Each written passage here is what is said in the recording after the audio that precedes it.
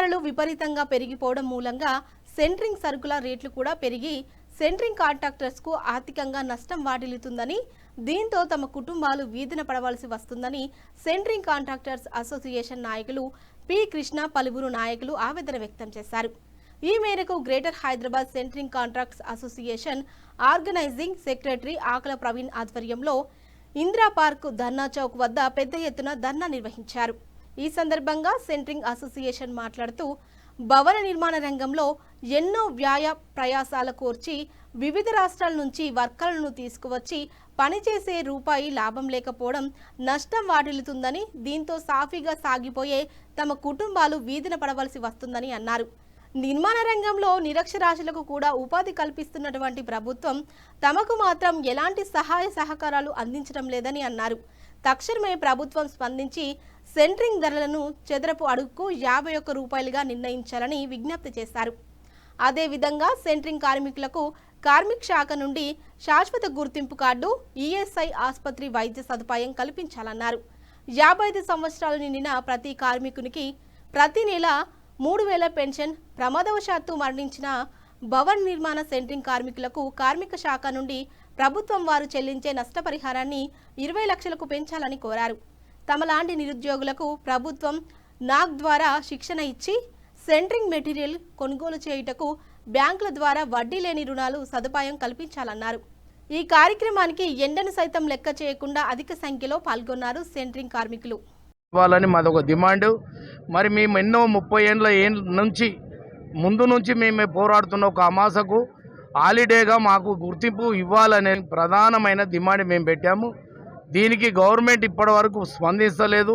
మరి మాకు బిల్డర్లు కానీ ఓనర్లు కానీ ఎవరు మాకు కరెక్ట్గా సహకరిస్తలేరు అనేది మా సమస్య మీద ఇక్కడ దాకా వచ్చాము. మిగిలింది మా చైర్మన్ గారు మాట్లాడతారు.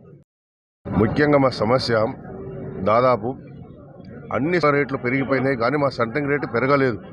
అందుకమైనది ఏకతాటి తీసుకురావాలి మా కారణం సదుద్దేశంతో ఒక సంకల్పంతో మా అందరినీ ఇక్కడికి ధర్నా చౌక్ దగ్గరికి తీసుకురావడం జరిగింది.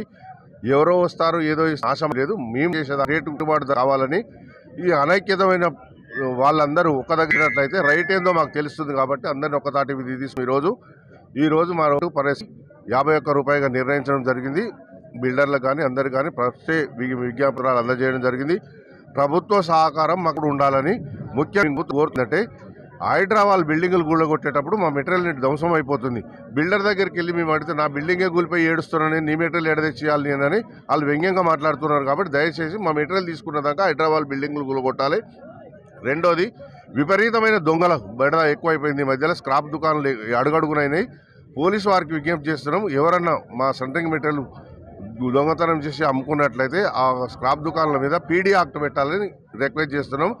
కార్మిక శాఖ ద్వారా కూడా విజ్ఞప్తి చేస్తున్నాం ఏంటంటే ఈ అసంఘటిత రంగంలో ఉన్న మాకు ప్రతి బిల్డరు 1% సెస్ కడుతున్నాడు. ఆ సెస్ కార్మిక శాఖలో జమ చేయడం జరుగుతుంది. అందులో నుంచి ప్రమాదవశాత్తు ఎవరైనా చనిపోతే కార్డు ఉన్నా కార్డు లేకున్నా ఎఫ్ఐఆర్ కాగానే ఎవరైనా భవనం మీద పడితే పోలీసు వాళ్ళు కంపల్సరీ ఎఫ్ఐఆర్ చేస్తారు. ఆ ఎఫ్ఐఆర్ ఆధారంగా మాకు 20 లక్షల రూపాయలు అందజేయాలని విజ్ఞప్తి చేస్తూ ఉన్నాం. శాశ్వతంగా ప్రతి ఒక్కరికి ఈఎస్ఐ కార్డు ఇవ్వాలని, శాశ్వతంగా లేబర్ కార్డు ఇవ్వాలని, 55 సంవత్సరాలు పైబడిన వారికి 3000 రూపాయలు పెన్షన్ ఇవ్వాలని, అలాగే నిరుద్యోగులు ఎంతోమంది ఉన్నారు. ఈరోజు నిరుద్యోగులకు న్యాక్ ద్వారా శిక్షణ ఇచ్చి బ్యాంకుల ద్వారా రుణాలు ఇప్పించి వాళ్ళకి మెటీరియల్ కొనిస్తే ప్రభుత్వం వారికి కూడా ఉపాధి కల్పించిన వాళ్ళు అవుతారు. కాబట్టి మేము ఈ అన్ని డిమాండ్లతోటి ప్రభుత్వాన్ని ముఖ్యంగా ఈ డిమాండ్ చేస్తున్నాం. ప్రభుత్వం ఏ రోజు కూడా సానుకూలంగా స్పందించాలి. ఈ గవర్నమెంట్ ఆ గవర్నమెంట్ ఏ గవర్నమెంట్ అనే లేదు, ఏ గవర్నమెంట్ కూడా మాకు సానుకూలంగా స్పందించలేదు.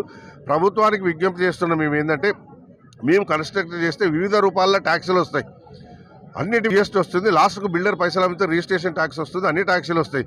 ఆ అన్ని ట్యాక్సీలు వచ్చే గవర్నమెంట్కు ప్రాఫిట్ వస్తుంది.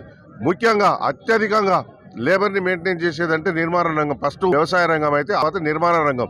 ఈ నిర్మాణ రంగంలో నిరక్షరాస్యులకు అందరికీ దొరుకుతుంది. అసలు అలసత్వం చేసి మా సమస్యలు పరిష్కరించకుండా ఎప్పటికప్పుడు దాటవేస్తూ ప్రతి ప్రభుత్వం చూద్దామనే రూపంలో ఇప్పటి వరకు సెక్రటరియట్ వరకు చేర మా లేబర్ కమిషనర్ దగ్గరికి వెళ్తే సెక్రటరీకి పంపించడం అంటారు. సెక్రటరీ అడిగితే మీ ఫైలేర్ అంటారు. ఎన్నిసార్లు దాదాపు 2 సంవత్సరాలు 3 సంవత్సరాల నుంచి అన్నా దయచేసి మేము లేబర్ డిపార్ట్మెంట్ వారిని కోరుతున్నాం. మా పైసలు మా డిపార్ట్మెంట్లు ఉన్నాయి, మాకు సానుభూతితోటి పరిశీలించి మాకు రావాల్సినది నష్టపరిహారాలు చెల్లించాలని కోరుతున్నాం. మేము ప్రభుత్వం స్పందించకపోతే భారీ ఎత్తున ఈ ధర్నాన్ని కంటిన్యూ చేస్తాం. కంటిన్యూ చేస్తే ప్రభుత్వానికి వచ్చే రెవెన్యూ మొత్తం ఆగిపోతుంది. కన్స్ట్రక్షన్ అనేది ఆగిపోతే రెవెన్యూ మొత్తం పోతుంది, ప్రభుత్వం అది ఇస్తుంది. అందుకని ప్రభుత్వాన్ని హెచ్చరిస్తున్నాం, డిమాండ్ చేస్తున్నాం, రిక్వెస్ట్ కూడా చేస్తున్నాం. ఏమంటే మా సమస్యలు సానుభూతితో పరిశీలించండి, మీరు ఇంకా ఎక్కువ పనిచేసి ప్రభుత్వానికి రెవెన్యూ రావడానికి సహకారం తోడ్పడడం.